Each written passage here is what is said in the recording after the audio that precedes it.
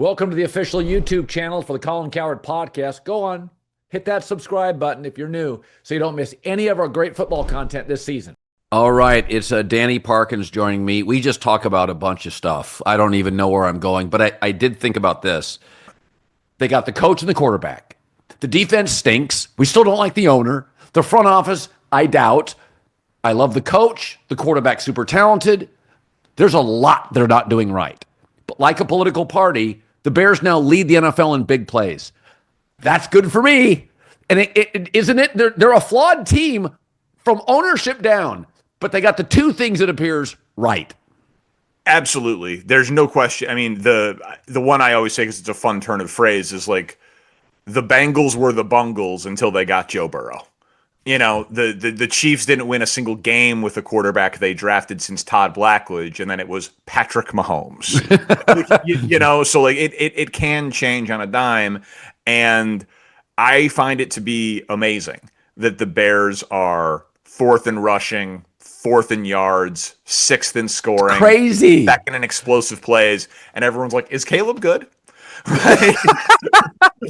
I'm like, and listen, and by the way, to be fair, as someone who's watched every snap of every game closer than any team in the NFL, like they got some of those numbers got fat against Dallas and Cincinnati, objectively true, and some of the explosive play stuff is running game based, and they've been much better running out of the bye. Washington, New Orleans, Baltimore, and then the game last week, but. So it's not all because of Caleb. Caleb's not playing as well as Drake May. Caleb's not playing as well as Josh Allen or Patrick Mahomes.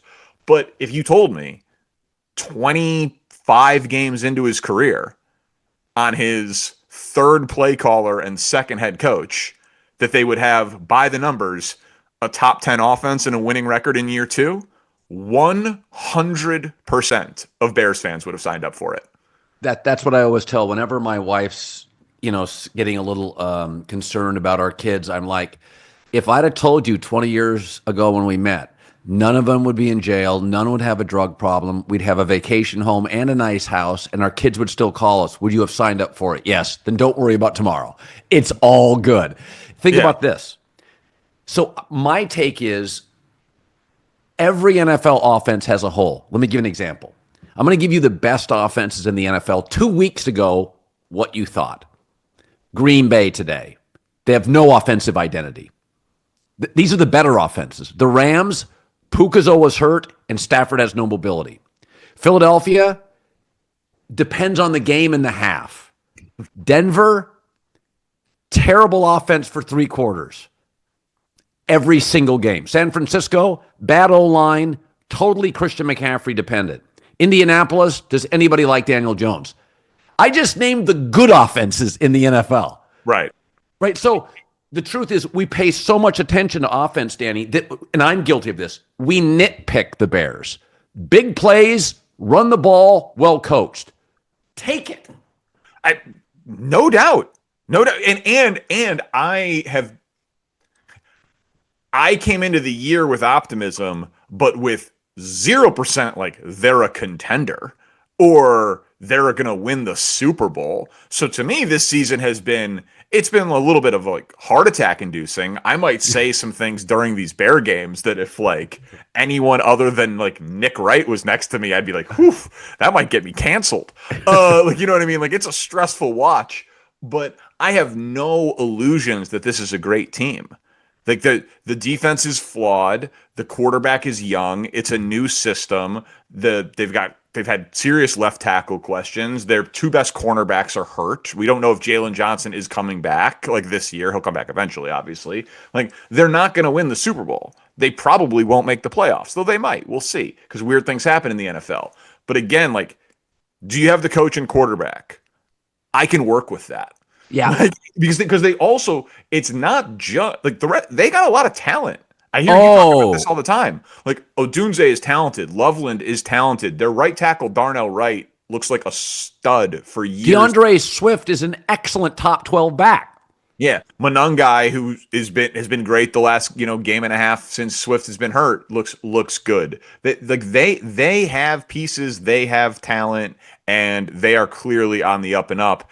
And Caleb, he gives them a ceiling that feels kind of limitless because of how crazy the physical talent is. Like if Ben Johnson can actually get him to be 90% of what his talent suggests that he should be, the Bears are going to be good for the next decade. Yeah. I said years ago I was on this. I think one of my favorite things in sports is trying to find a trend before it gets discussed nationally. Yeah. I love doing that. Sometimes I hit, sometimes I miss. I don't care. It's not about being right. It's about just kind of trying to see around a corner and go, I think this is a problem. So I started this about 5 years ago. I said the downside to building a league to protect the quarterbacks and being totally quarterback centric, and I started this 5 years ago, is if you don't have a quarterback, you're unwatchable. And right now, 7 of the teams in the NFL, 7 of 32, you're getting into what? Is that 21, 22%? You're mathier than me. Jets, Saints, Browns, Titans, Raiders, Washington, now that Jaden Daniels is hurt. Giants are no day at the beach if they get beat this weekend by the Bears. 7 of 32 teams, it's becoming the NBA, where your bottom 6 to 7 are not only bad, they're bad to watch. And I think my downside to the NFL, because I do think it's by far and away the most embraceable, watchable, bettable, viewable league, is as the league becomes so quarterback dependent, if you don't have one, and even if you do and he's not protected by a good O-line, you're in big trouble. There is a lot of bad football in that 1 o'clock window. And we are increasingly seeing bad football in the Sunday night game and the Monday night game. Yeah, well, you never know when you're going to get a good slate and you never know when you're going to get a bad slate. Like everyone in the world was down on Caleb and they were playing Joe Flacco and it was the game of the week. Like you meant like the teams that you said that had the bad quarterbacks, like one of them was Washington. And yeah, it's because Jaden Daniels is hurt, but no Washington fan is like, we don't have our quarterback. Like we might have some questions because he's already had 4 injuries in his career, but he was in the NFC Championship game as a rookie. Like it's not like Commanders fans can't have reason to like buy the jersey of their quarterback. I can tell you that Giants fans are buying the hype on Jackson Dart. What the NFL does, because there are 32 teams and there are not 32 Patrick Mahomeses, so it's so quarterback dependent. Like there are not enough great ones for the job. That's true. But the NFL has done such an unbelievable job of selling hope and parity and worst to first. And it's such an obsessed draft culture, more than any other league combined by far, multiplied by a million, that like 2 days ago was what, a top 5 day for a Jets fan in the last decade? Because you've just convinced yourself, okay, we've got 5 first-round picks in the next 2 years. We'll find our quarterback. Now, the odds say they'll find their next Zach Wilson, but like it is still an exciting thing for a Jets fan. So like on a week-to-week basis, like sure, can you get a bad Monday night game? Hell, we're going to get the Cowboys in a primetime window. I think it's like 5 of the next 7 weeks with Thanksgiving, Sunday Night Football, and they might end up being awful. We'll see. But in general, I just think NFL fans are so conditioned to like believe in hype and believe in hope that I don't think anyone really tunes out their team. So I thought I thought one of the real interesting things, and this has been pretty well chronicled, that the best players in the NBA are now international. And international players, though gracious and gifted, more skilled than any we've ever had, often don't move the needle. That a Jokic or a Wemby or an SGA, maybe remarkable players, but I don't know. We like our domestic guys. We like our MJs and our Kobes and our LeBrons. We like personalities. Magic always smiled. Kareem didn't. Kareem was stoic. People didn't really like him. Magic was all smiles.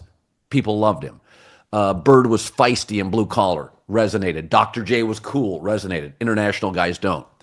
Yet in baseball, a World Series got 27 million viewers in the United States with one city. Yeah. Toronto's ratings don't count, and the 2 best players were Japanese. And I thought about this. How do you reconcile that? So international players, I thought they didn't really move the needle. One American team was not, one city only was involved in the ratings. NBA had 2, and baseball virtually doubled it or got a significantly higher number. Now, some would argue that Manfred speeding up the game has helped the sport. Clearly, I think on the margins, 8 to 10%, not 40 to 50%, but it's made it much more consumable. You could argue the Dodgers are just the most interesting team since the Yankees with Jeter. I noticed that 2 years ago when the Dodgers went to Yankee Stadium for a series, the one Teoscar Hernandez crushed, there were Dodger hats everywhere. It was unbelievable. How do you explain two best players are international, doesn't work in the NBA, works in baseball, or are we looking at a Warriors-like dynasty that is just fascinating to everybody in the country? Yeah, I think there's a few things. Dodgers are a huge brand. Like, it doesn't surprise me that Dodgers hats in New York, like they used to be here. You know, I mean, seriously, like it's an old man's game, and the Brooklyn Dodgers, like that's a thing that's passed down. So I think that the Dodgers, you know, Yankees, Dodgers, Cubs, Red Sox, those are like the brands that seemingly everybody cares about that kind of transcend the sport. Then you add in Ohtani and this Babe Ruth thing. You add in that live sports are crushing, right? Everything else is struggling. Everything. Yeah. Like everything is struggling, live sports are crushing. Um, and it was, I do think there is something to that was just awesome sports. Yeah. Like that series was great. Like the 18 inning game crossed over. You know, like that. I think that really helped the series. It was like, wait, what happened? There was a game that went 18 innings and all of the highlights, and like that felt like a football level event, like a water cooler event that I don't know if people have water coolers at their place of business anymore, but like, you know what I mean? Like it was Yeah. it was the type of thing that my wife could not care less about baseball. She the next day was like, what time did you come to bed? Just like it came into her orbit. You know what I Yeah. mean? And so I think that game early in the series all of a sudden made people feel like I can't miss anything else in this series because Right. I missed that all time thing, and then game 6 was awesome, and so it set up for game 7 to be this like much must watch thing. So I think it was a perfect storm of events. And Right. I mean, listen, last year was Yankees Dodgers, and this one beat it. Yes. That's a great story for baseball to be able to No New York market, no right. other domestic market. I also think game 6 and 7 were late inning fantastic. They were Correct. just, I mean, I love the fact that Dave Roberts pulled every weird lever and they all worked. Yeah, All of them. it was man. Baseball, the tension of baseball is so listen, playoff hockey, the tension rises, game Yes. 7 in any sport, NCAA tournament single elimination, right? And when elimination's on the line, the tension is high. I used to say, like, I love sports so much that I'll watch anything if it's the highest stakes. World Series of Darts, Same way. bowling, right? Like if it's the highest stakes and the best of the best. But it's baseball. It's America's pastime. And you're like, you're gonna give me great baseball in a game 6 and a game 7 with a little David and Goliath feel. Not that the Blue Jays like looked like underdogs in the series. They arguably outplayed the Dodgers, but just it was like the big bad Dodgers, the dynasty, and then this team that was just mashing. I couldn't look away. It was compelling sports theater. Like I know they would never have it go up against the NFL, but like I would have chosen game 7 of that World Series over an NFL game if confronted with the choice. And I'm a 10 times bigger NFL fan than I am baseball fan. Today's show is brought to you by our new presenting sponsor, Hard Rock Bet. This is that golden time of the year when it's not just pro football, NBA, college football, college hoops, hockey, all share the stage. There's always something to bet on. If you haven't tried your first bet on Hard Rock Bet yet, there's still time to get $150 in bonus bets if you win. All you have to do is place $5 bet. That's it, $5. If it hits, you not only get your winnings, but $150 in extra bonus bets. And if you're looking for an edge before you lock in, check out the Hard Rock Bet Stats Hub. Trends, it's loaded with streaks, stats to help guide your picks. So numbers don't lie, neither does the data in there. The Hard Rock Bet app sportsbook, it's the only legal sportsbook for for whenever you're in Florida. It's also live in Arizona, Ohio, New Jersey, Indiana, Tennessee, Virginia, Illinois, Colorado, coming soon to more states. Plus, Hard Rock Bet offers new promos every single day. So whenever you're listening, just open the app, check out what you've got any day of the week. Download the Hard Rock Bet app and make your first deposit. Oh, no, I watched multiple playoff games in October over football games, and I'm a football guy. Yeah. There's no question. And I've said this before, is there are just certain things that are like, college basketball, that opening weekend is magical. But it's really hard to get me in November, the Maui Invitational isn't moving me to a TV set. It's the same in baseball. Regular season, it's a bit tedious, but baseball is one of those things for about 6 weeks. It's fascinating, and I do think there's a chess component. I like architecture. You're very good with math and betting. There's like an architecture and the build of the drama.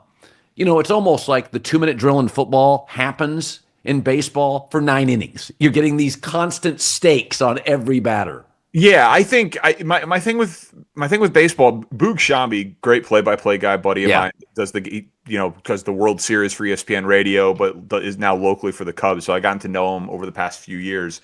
He said this thing, and he likes to think about the game and rules and tinker with it. He's a smart guy, thoughtful guy. He said, if we created baseball tomorrow, we wouldn't make it 162 games. Like, it's an outdated thing. That's right. And so what's the math of it is that 1 of 162 is statistically meaningless. Right. But then when you take that sport and then you inject it into like Game 7 or best of 5, and it's like, oh my God. Now it's fascinating. Now a baseball game feels like the NFC, like a divisional round game feels like the NFC Championship game, And so I think that juxtaposition of it goes from like meaningless to the most meaningful is why it's great. I want to ask you though about what you said about the international guys in the NBA. What do you think will happen? Like, say LeBron retires at the end of the year. Yeah. And then you have Luka on the Lakers. Yeah. Because you have SGA, Oklahoma City, Giannis, Milwaukee, Jokic, Denver. If you take international superstar,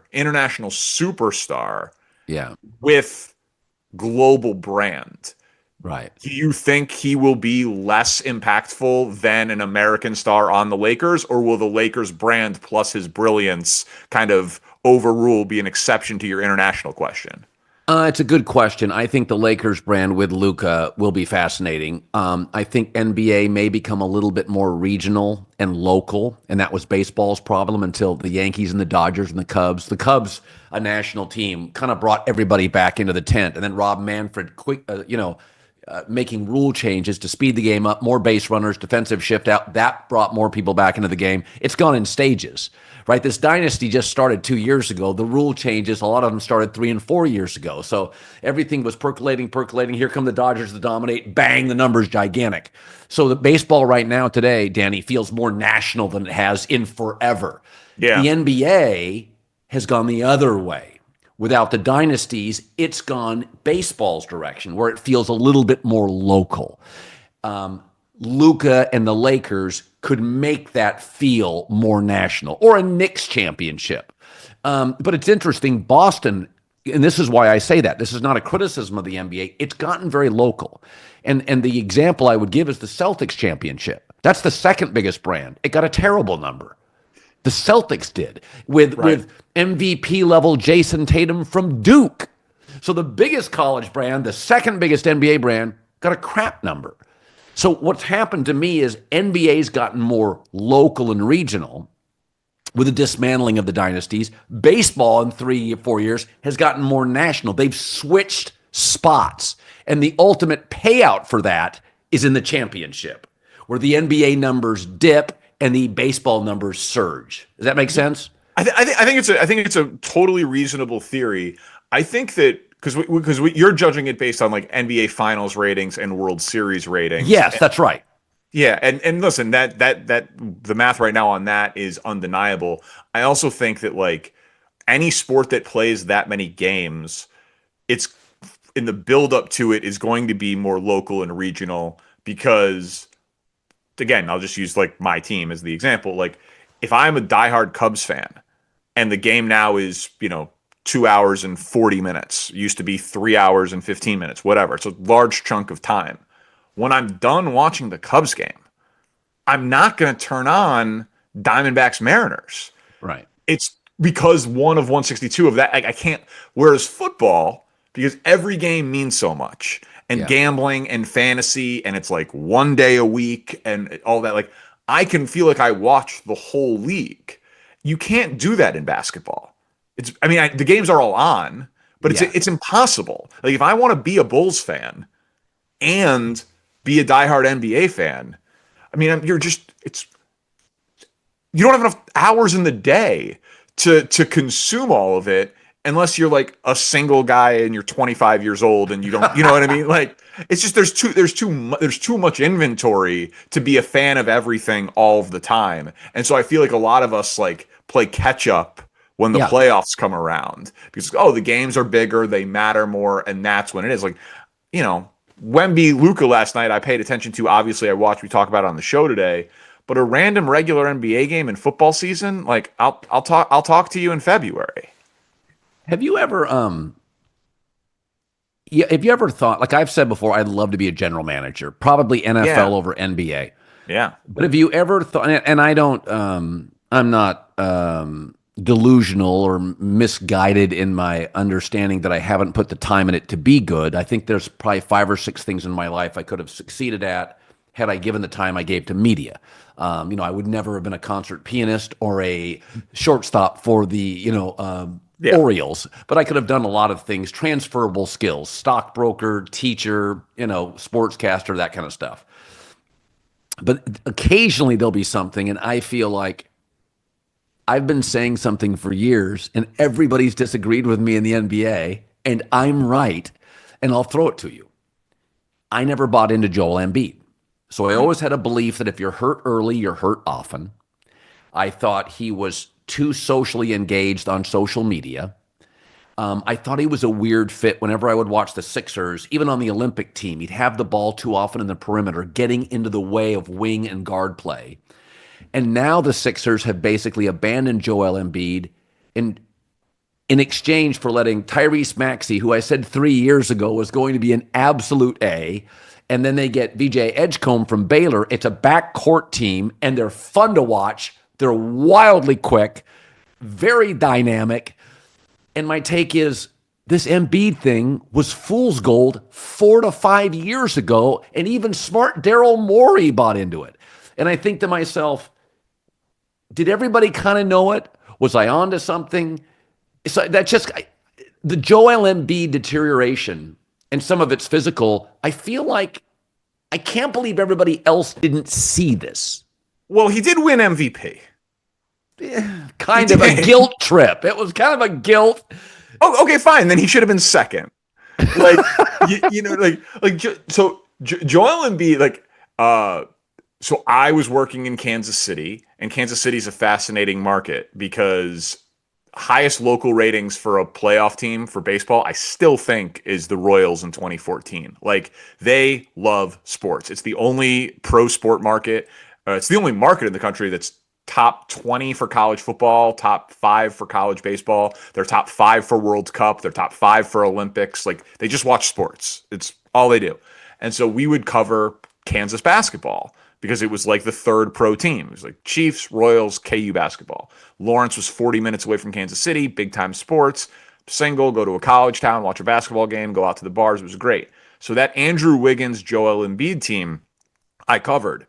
And I remember seeing him at like practices and shoot arounds. And I was like, this kid was so raw, but so crazy gifted. I mean, he had been basically a volleyball player 2 years before, and he just started picking up a basketball. So like where Joel Embiid got to, MVP of the NBA, from picking up a basketball for the first time when he was like 16 years old, is a remarkable success story. Like it's a crazy thing. He's a wildly talented dude. But I think your point on the injury is the thing that they all overlooked. Big guys, if they're hurt early, they stay hurt. Big guys are more likely to be like I think that he was a big personality. A lot of guys are big personalities. Caleb is on social media. LeBron is on social media. Like I don't think that was a part of it, though I could understand why it turned you off at the time. But I wish that like, and this is stupid to say, but like injuries are just cruel because it robs us of what it could have been. It robs us of Derrick Rose. It robbed us of Grant Hill. It robbed us of Brandon Roy. And I really do think it robbed us of Joel Embiid because when he was good, he was Okay, unbelievable. but the question, Unbelievable. every once in a while, something new comes along that just sort of makes sense. McDonald's has rolled out the new Buffalo Ranch sauce. Yeah, it's good. Perfect mix of controlled chaos. Tangy zang of buffalo, little kick, edge, that fire, smooth, creamy, cool ranch, mild, wild, same time. Like that balance. Perfect. That's Patrick Mahomes in a sauce. Confident, a little flashy, but never out of control. I am a McCrispy guy. That's my go-to. Some people like the snack wrap. Some go McCrispy strips. That's fine. We're all different players on the same team here, right? So when you dunk one of those into Buffalo Ranch, game changer. Are you mild or wild? Because this sauce lets you be both. There's a new sauce in town, folks. Tangy, creamy Buffalo Ranch. Available for a limited time at participating McDonald's while supplies last. Order now. The question isn't his talent. It's fitting into the construct of a team. So when they put him on the Olympic team, it's like everybody worked except Embiid. That's fair. And in the East, when LeBron left the East, it was awful. He could not win, generally speaking, a second playoff series. I always said this about John Wall. I don't doubt his talent. At one point, he was the fastest player in the NBA. I don't think he played winning basketball, but I thought he played consumable basketball. It wasn't necessarily great for the. Remember when he got hurt one year left? They went on like a 10-game winning streak. It's like, right. I saw him in college, and I was like, I've never seen anyone that fast with the ball in his hands. It didn't look insane. like any other player. It was crazy. Yeah. But I always said with Embiid is when I watched him, his teammates didn't like playing with him. Like he like some players, like Jordan may have pissed people off, but you could sense that his teammates loved when he dunked on people. Sure. I always thought Embiid and Tobias Harris or a Paul George or a Simmons or a Harden they weren't happy when he scored. And I guess my whole point on this is there are times, like, I know a lot of people that thought Sam Darnold was good and he would rebound from the Jets mess. I didn't know if he'd be this good, but I said he's a poor man's Andrew Luck. I got killed for that for 6 years, got killed for it. And I kept saying, he is a poor man's Andrew Luck. Now he looks like Andrew Luck. He's not even poor. That's you. Maybe you should be a general manager in football and basketball. Yeah, that one is like, listen to me now, believe me later on, all-star for Colin Cowherd. What a call. But I should also mention that I thought Yao Ming would be a bust, and Juan Dixon out of Maryland I thought would be a top 10 player ever. So we all have them. John Baldwin, the receiver out of Pitt. I was like Calvin Johnson and Julio Jones. Like, I don't know, like which one is a better comp for this guy. Like, it was unbelievable. I think I maybe slightly overrated him beating Syracuse. Maybe just a smidge. It is funny about personnel, though. I mean, Darnold's an amazing story. We were talking about this in the show today. I said, you see all the time where a great actor, Tom Hanks, takes a bad movie, The Terminal, and you're like, oh, Marlon Brando did that. You'd have, On the Waterfront, and he had 6 bombs. You see great restaurants lose a chef. They go from Michelin star to just a really good restaurant. You never see terrible hot dog and a stick becomes Zagat rated. Like, that's not the way it works. There is no terrible to great from actors. You're either like straight to video. Lindsay Lohan doesn't become Meryl Streep. It doesn't work that way. Except Sam Darnold. It's not that he was terrible, then he became pretty good. Because Baker won a playoff game and in that year had a 96 passer rating. He was never terrible. Right. I mean, Daniel Jones got a second contract. Daniel Jones won a playoff game. Sam Darnold was terrible, but he also, like, what did he have? 40 starts, 30, 35, 38 starts. It wasn't like that large of a body of He work. came And into the league at 21. He was so young. Think about that. He came into the league. yeah, 4 years into the league, he was younger than guys that were getting drafted. right. Yeah. That's like, I think Trevor Lawrence and Michael Penix are the same age. Like right now, which is just like it's like a weird thing to have to deal with. And so, yeah, like, to me, the most interesting part of this is, I mean, obviously the Darnold story is incredible, and I think Seattle's the only team in the NFL right now, top 5 in offense and top 5 in defense. Like, we have to treat them as real. I did not believe in that Vikings team last year. I'm just not gonna. I do believe in this Seahawks team, but I want to know what teams are gonna do. Like, are the Colts not gonna give up on Anthony Richardson? Like, obviously Daniel Jones is working. They just traded for Sauce Gardner. They're all in. They'll probably franchise tag Daniel Jones, I would imagine. But like, is the lesson that these teams are going to take from Sam Darnold and Baker Mayfield and Daniel Jones being like, we can't give up on guys.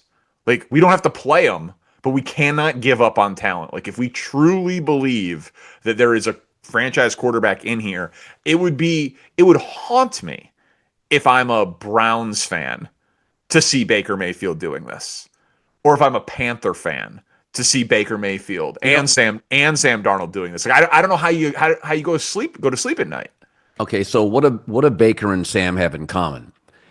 Baker went to Cleveland and then Carolina, poorly run teams. And then McVay said, I like him. Yeah. Okay. Okay. Sam, Jets, Carolina. Then Kyle Shanahan's like, I like him. Is that it could be in venture capitalism, it could be on Wall Street, it can be in sports. The smart take from the less skilled and the less smart. Is that the smartest people in the NFL, Daniel Jones, goes from the shipwreck known as the New York Giants, and Kevin O'Connell in season, vulture, circles, I'll take him. And then from there, Shane Steichen goes, no, I'll take him. Is that there's a handful of super smart offensive guys. And they look at all these the smart people figure out who can play and who can't. And by the way, Kyle Shanahan looked at Mac Jones. Shocker. Belichick didn't get him. Jacksonville stumbled. Oh, what a shock. Shanahan's like, no, actually, he throws a really good ball. I think we'll take him. There's about 8 guys in this league now, maybe 10, but 8. And they're really smart. They're with winning organizations. And this happens in every walk of life. They go to the bad organizations with worse GMs, bad scouts, lousy coaches, lousy coordinators, scouting directors that are suboptimal, and they just raid them. Almost all of these reclamation projects started with bad franchises and get picked up by the smartest GMs in the league.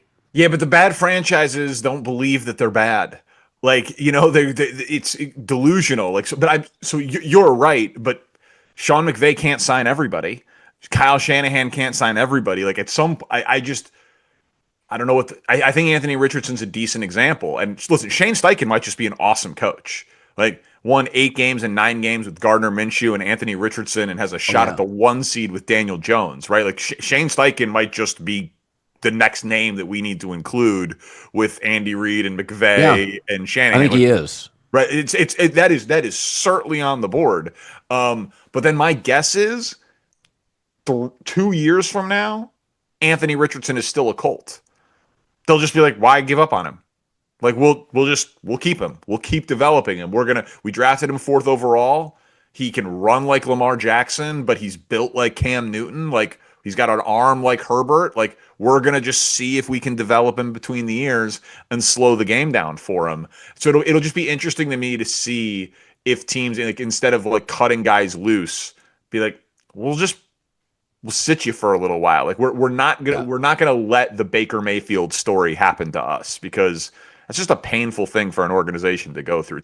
To see you drafted the right guy, so it's not, and then he's awesome elsewhere. So like it's on you. It's just got to be such a shameful feeling for those organizations. Do you have a bet of the weekend that you really like? I'll just throw it out there. I do think I'll Baltimore. pull up my tab right now. Go ahead. Yeah, I like Baltimore at Minnesota. First of all, Lamar Jackson is wicked. versus the NFC. Second, I don't really buy into the J.J. McCarthy stuff after the first scripted drives. Third, Baltimore is one of those teams that literally pre-Thanksgiving, several weeks before Thanksgiving, is in an absolutely must-win every game mode. And you can't sell urgency to every locker room. Players know. Baltimore players know they can't lose for a month. I like Baltimore minus the points on the road, a road favorite. 4 is a number that I've always bet. That means Vegas doesn't want to have a 4-point favorite. They like to be 3 or a 7. If they have to give somebody 4 to 4.5 points, it generally tells you that's the better team. Yeah, I think that Baltimore should roll in that game. I thought the Vikings Lions game last week was weird. There's a blocked kick. They did a good job keeping the Lions offense on the sideline. Lions were a huge favorite in that game. JJ McCarthy had like 150 yards but 4 touchdowns. Like I thought that was just like a very weird game. If you play that game 10 times, there's no way you get another one outcome like that. So I don't think the Vikings are great. And Lamar, when he starts and finishes a game, they're top 3 in everything. They're top 3 in yards. They're top 3 in points. Everything. They're top 3 in explode. Like Lamar has been like the outlier is if he has a bad game. Like he was awesome basically every game last year, and he was awesome basically every game the year before. So Yes. like look, the questions with Baltimore this year have been injuries. That is it. It has been their injuries, and their defense is getting healthier, and Lamar is healthy. And it was interesting. It was like, what's Lamar going to look like with rust? Because he had been injured before, but it was at the end of the year. We had never seen him be injured in season and then come Yes. back.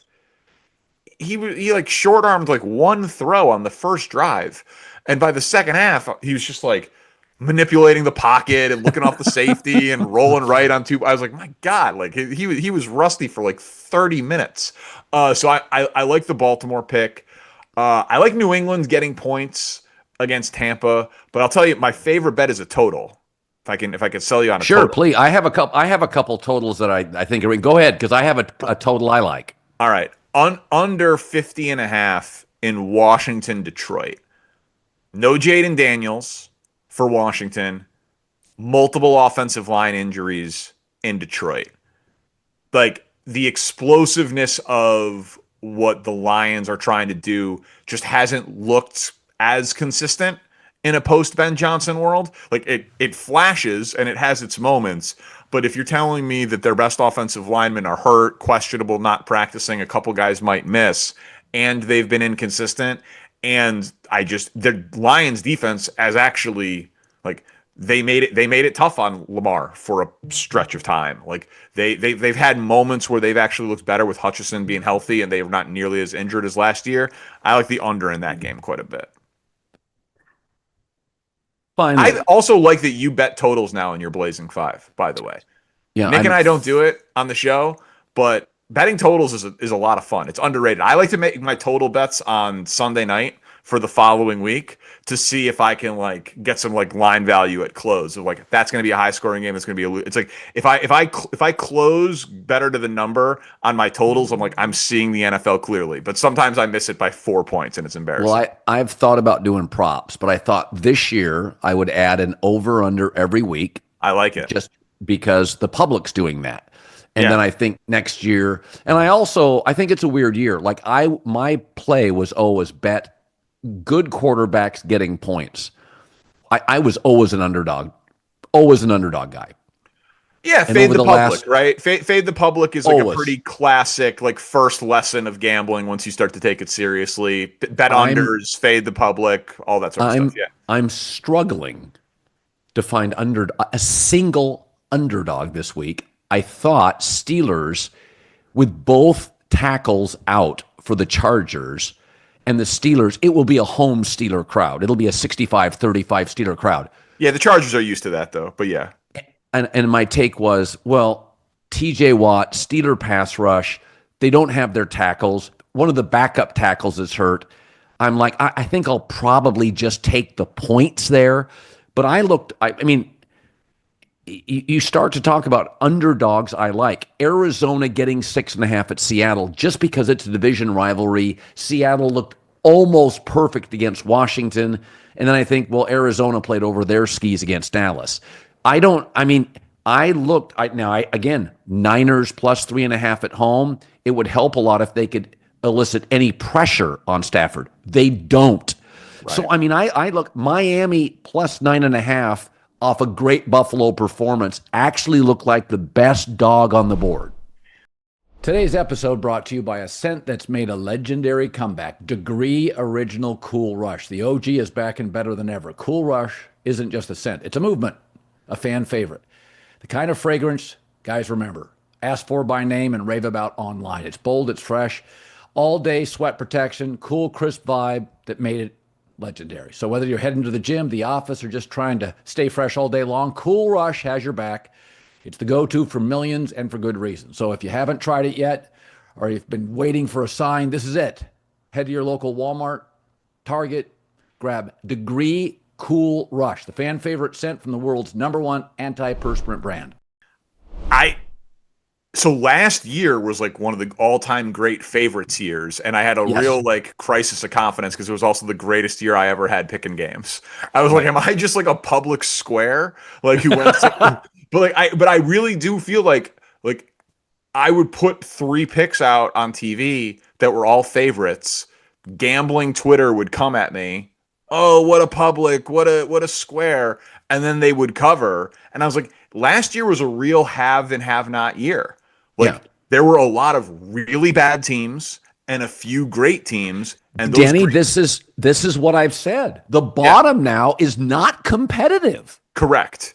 And so I think that there is, because you don't see too big of NFL spreads, but just like if you're telling me find you an underdog that you want me to sell you on, I know there's a mystique to Lambeau at night, but Philly is coming off of the bye. Yes. The game before their bye, best their offensive lines looked all year. Saquon had, he looked like last year. He was fantastic, and their offensive line was dominant. Game before that was Jalen Hurts' best game of the year. Green Bay, there's something off. They don't have an identity. And the Tucker Kraft injury, I think, is significant because he's like their intermediate guy. And Jordan Love, listen, he's only got 3 interceptions this year, but he feels to me like he should have 6 or 7. And he almost blew the end of that game where they got the last playoff with 1 second. And I don't fully trust him. And his interceptions are bad. Like his interception against Cleveland lost him the game, terrible. The interception against the Panthers where he threw it into triple coverage into the wind, indefensible. The play on 4th down where they're like, well, Dobbs stepped out of the back of the end zone. He still rolled all the way left, threw it all the way back across the field. The guy dropped it. That should have been a 105-yard pick six the other way. Just happened to drop it. So I don't fully trust Jordan Love. The running game isn't working. Philly's coming off a bye. I do like Philly in that spot quite a bit. Yeah, I think when teams struggle to find an identity, I worry about them. Like I've said this, San Francisco is flawed and completely beat up. But offensively, it is Christian McCaffrey 39 times. They know exactly what works, and they figure out ways to get on the ball. I have no idea what Green Bay's offense is. I know what the Rams like to do. They like to run with Kyron Williams. On play action, it's Puka or Devontae Adams. So I think Green Bay's it's one of those things with Matt LaFleur is that, that's the comp. I was just telling a friend this today. Matt LaFleur reminds me of Lincoln Riley at USC. I know they're both smart. They actually, more than the public thinks, prefer running the ball. They get very prickly, very quickly. They get very defensive very quickly.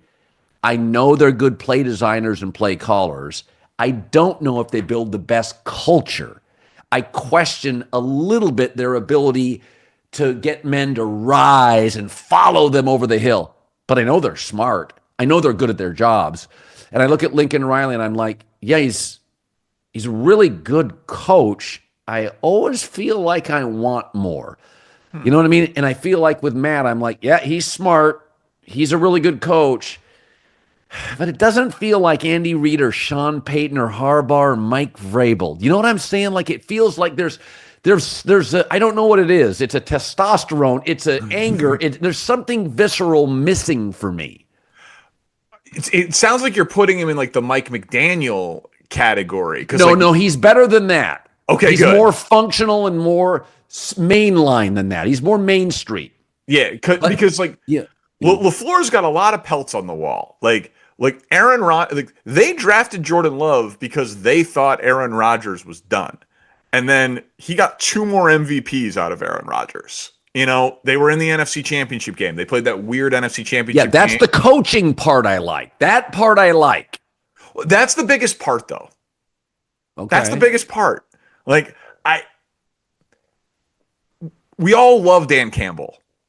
Mike Tomlin, they're great quotes. They're great leaders of men. To your thing earlier, you could have done 5 or 6 different things. Like Dan Campbell probably could like lead a business and lead 40 employees to like hit their earnings numbers or whatever the case may be. Mike Tomlin, no doubt the same thing.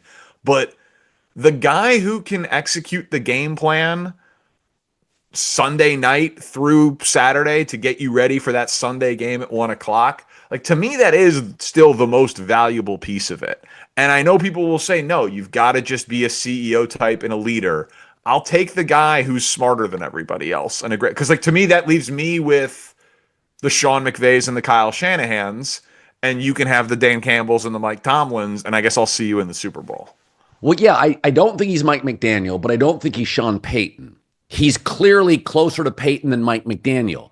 But I Yeah. do feel there's a gap between Andy Reid bumping Travis Kelce on the sideline and Sean Payton calling out Russell Wilson Yeah. and Matt LaFleur. I think that that's true, and I think that that's probably developed over time. And I don't know, like LaFleur's probably Jordan Love is so good that I think Matt LaFleur, like, and I again, I just said that I have some questions about Jordan Love, but Jordan Love is way better than he is supposed to be, Right. and I think that that is a large part due to Matt LaFleur. So if you can Yes. get the best out of late Aaron Rodgers and convince that Okay. old dog new tricks, and you can have Jordan Love be a top 10, top 12 guy, like, Okay. you're a good coach. Okay. So this is my Lincoln Riley thing. Jaden Mayava played at UNLV. I was watching television on a Friday night once, and Jaden Mayava played for UNLV. I think they played Boise State. And I'm like, God, that kid's talented, but he's a reckless mess. But God, he's good. And then he goes to USC. And I'm like, yeah, he's still really, really reckless. I'm not sure because he didn't start the year as the starter. Miller Moss, I think, was there, transferred, then he got it. This offseason, I watched Jaden Mayava. I'm like, is he a second round pick? So, like LaFleur, his ability I mean, what Lincoln Riley's done to Jaden Mayava over 2 years is unbelievable. That he was just this wild UNLV quarterback. I didn't even understand what he saw in him. I'm like, wow, he doesn't even look big enough. He didn't have a big arm. So, like LaFleur and Lincoln Riley, I think this is the thing. This is something I've talked to executives about in the NFL, and they're like, we tend to fall in love with play designers and play callers. Yeah. But you have to be careful because really what they are is CEOs. And I think sometimes Lincoln and Matt, I don't feel like I get quite as much CEO as I want, but I get a tremendous play caller. And my wife always says this. She always says, you just give smart people the benefit of the doubt. There's more to life than smart. And I'm like, yeah, you're right. There is. But I do tend to err on the side of that guy's really bright. I trust him. And I think with Lincoln and Matt, I'm always left arguing with myself. I mean, literally, when you're describing what he did with Jordan Love, I'm like, that's what I saw with Jaden Mayava with Lincoln Riley. It's the same thing. Yeah. Yeah. Listen, and I mean, Andy Reid in Philly, people hated him because he didn't run the ball enough. Now everybody passes first. And then in Kansas City, he's a dynasty because he's got Mahomes. And it's like, hey, he should be a little bit more aggressive on fourth down. And then this year he has been like Andy Reid is he's more aggressive on fourth down this year than any year of his career. He's in his mid 60s. Like these guys keep getting better. They keep adding to something. Like Andy Reid's resume, we've talked about this a little bit before in terms of like, does he have a shot at Belichick and greatest of all time and all that stuff. But like, if you look through his history and it's like Donovan McNabb, best season of his life is with Andy Reid. Alex Smith, best season of his life is with Andy Reid. Jeff Garcia, best season of his life, Andy Reid. Kevin Cobb, best season of his life, Andy Oh Reid. yeah. Patrick Mahomes, Alex Smith, don't remember if I mentioned him. Like it's like Mike Vick. It's legitimately like 6 or 7 different NFL quarterbacks who have the best season of their career Yes. with that guy as their coach. Like that to me is like, okay, then you're awesome. And that's what Kyle Shanahan is building, that resume. That's what McVay's building, that resume. And while LaFleur doesn't have the number of guys yet, he's just much younger. Like if you're 2 for 2, and this is small sample, I will fully admit this, man, that guy won games last year with Malik Willis. Like Yeah. when Jordan Love got hurt and Malik Willis went in, they won. Now Malik Willis did not look like Joe Montana, but they won football games. Like I've True. seen Mike McDaniel's offense without Tua. It's literally unwatchable. And so I do hold LaFleur in pretty high esteem. I'm not saying he's a top 4 coach, but he's like very comfortably in my top 10. Football season's here, and if you want to go to an NFL or college football game, Game Time is the place for you. The Game Time app just gives you the advantage back to you, the fans. It's a hack for unlocking amazing tickets and experiences in a few taps. I love it. Easy to use. The Game Time guarantee means you can trust you'll get 100% authentic tickets on time and at the best price. 100%. So they even let you preview your seat on the app. That's special. Plus, fees are always included. So what you see is what you pay every time. Take the guesswork out of buying professional football tickets with Game Time. Just download the Game Time app, create an account. If you use the code Colin, COLIN, $20 off your first purchase. Terms apply again. Create an account, redeem code COLIN, $20 off. Swipe, tap, ticket, go. Download the Game Time app today. I mentioned this on the air today. Is that I always trust the American public, and I don't trust political pundits. I don't trust sports pundits. I trust the American public when they have a good gauge on what's inauthentic, what's authentic. And when Zohran Mamdani won in New York, the capitalism center of North America, he won for 2 reasons. One, the previous politicians weren't providing something they promised. That always opens the door for the other side. And the second thing, he had a very energized, focused, kind of a little bit of a disruptor. If he was a business, he was a little bit of a disruptor. And there's a lot of young people who are unsatisfied with the rent and the cost of living, and like all of us are, whether you do well or not well. But my take was on this is that the media wants you to believe, and maybe the left can be a bit more anxiety-filled and neurotic, that it's the Trumpism, it's never ending. How are we going to find the candidates? And my take is the pendulum just swings back and forth. And Trump always had a high unfavorable rating. Most presidents do. His is higher than people who win. And that it was bound to be eventually a good night for the blue. And I don't know if I agree with Zohan's policies. Most I don't. It's more of a moderate. I don't. But my take is the political media engages in a lot of grievance and a lot of fear mongering. And the truth is, the public is what I trust. If they feel one side's too authoritarian, they get uncomfortable and they go even far enough left where Democrats are uncomfortable with the mayor of New York. So that's my opening take. Your thoughts? Yeah, I think it's been interesting to be in New York for this whole process. Now I'm in Westchester County. I'm in suburban New York, but commute into the city 5 days a week. And I'll just give you my kind of opening thoughts on it. I guess I'm really glad this election is over because those political ads were some of the nastiest I've ever seen. It was wild. It was so crazy because I probably I'm definitely left of you. I have some skepticism of whether or not some of these policies are going to work or have any chance of actually being enacted. I think that local New York politics tends to get overstated and overcovered nationally because it's the capital of the world and it's the capital of media, right? All the media corporations are based out here. So I think that it takes on outsized importance. I think Mamdani was a very impressive politician. Like Yes. you could not get him off message. Like are you going to take a call from Trump if he wants to talk about affordability for New York? Where's the best place to get a pastrami sandwich? Well, I know my favorite spot, but the best one is the one that's affordable for New Yorkers. Like he just like, it was just it was relentless. Like it was just, I'm going to match the corporate tax rate in New Jersey. I'm going to tax millionaires another 2%. I'm going to freeze the rent. I'm going to give you free buses. I'm going to make New York affordable. Like those were the 5 things, and that's all he engaged with. But the I know politics are nasty, and I know media is meant to divide us, but Colin, there were literally multiple different ads that showed the Twin Towers exploding and then just being like, Mamdani is going to be okay with this, or do you want him in charge of it? And it was just like overpronunciation of a Muslim name, showing the Twin Towers burning, and trying to equate the two. Like it was so nasty that I honestly stopped even caring about the policies, and I was just like, I want him to win. I want him to win because it was so beyond the pale, the people that were against him, that I just thought it was so out of bounds, and like frankly uncomfortable.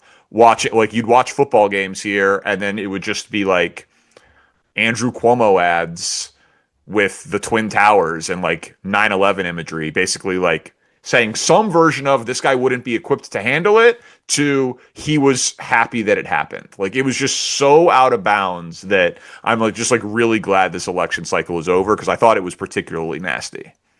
Yeah, and I go back to my initial point is that I trust the public's decision. Everybody young tends to be idealistic. We all get a bit more moderate or conservative as we age. So it's not Yeah. surprising that young New Yorkers went left. Listen, Bernie Sanders, I don't know if he classifies as a socialist. I don't think he does. He is a left of left Democrat, but he's one of the more popular people. I can argue, had the Democrats not railroaded him, he would have been the candidate going up against Trump. So, I think that's kind of fact at this point. I think the 2016 Bernie probably should have been the candidate. yeah, And the establishment took him over. And listen, we've talked about this on air and off a little bit. Like, the Democrats are trying to figure out who the inspiring people are, and the people that have the clearest messaging yeah, are within the Democratic Party are like the Bernie AOC yeah, yeah, wing of the party.